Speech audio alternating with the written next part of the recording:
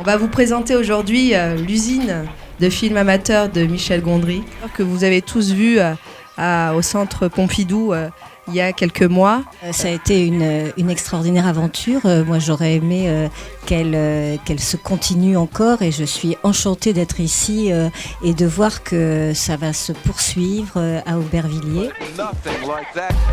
Quand ils ont vu le film qu'ils avaient tourné eux-mêmes, il y avait ce regard qu'on retrouve à chaque fois. C'est-à-dire un mélange de fierté et d'amusement que je trouve génial. C'est-à-dire plus les gens sont éloignés du métier du cinéma, plus finalement ils ont des choses à nous montrer qu'on n'a pas l'habitude de voir. Excusez-moi, monsieur le médecin, je ne trouve plus mon comédien. Où est-il parti? Je n'en peux plus. Mon comédien. Quel comédien? Michel.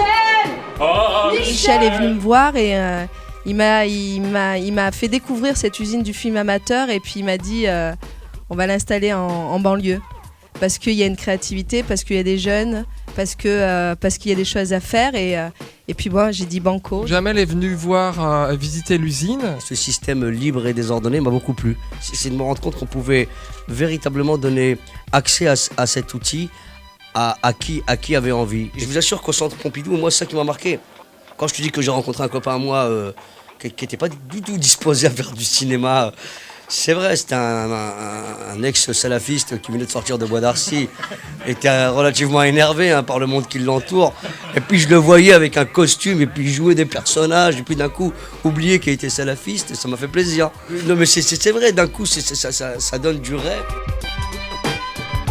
Avec Abderrahim Afidi, mon maire adjoint à la culture, on avait décidé dès le début de la mandature de faire de l'endroit que vous avez vu une friche culturelle, une maison des cultures. Parce que Léon Jouot était ouvrier dans cette usine, il était alberti-villarien, il est devenu prix Nobel de la paix. Donc on avait un regard particulier sur ce site. Et puis vous êtes arrivé et vous nous avez vendu, entre guillemets, vendu non, c'est pas votre genre, vous nous avez présenté ce projet.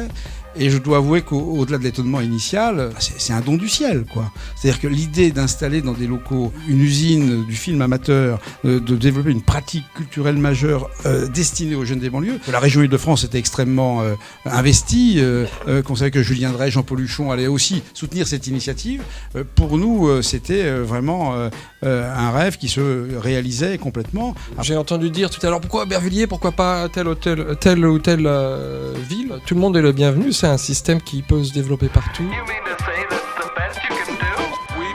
S'il n'y a pas des mecs aussi fous que Michel Gondry pour pouvoir d'abord penser à ces choses-là, mais fous mais extrêmement généreux parce qu'on sent que c'est aussi une manière de transmettre et puis de vouloir être entouré davantage de fous. Vous la connaissez l'expression, hein, plus on est nombreux, plus ça rigole. Il est évident qu'on va voir arriver des nouveaux genres, j'en suis convaincu. C'est sûr. Ouais, un nouveau ton, c'est évident.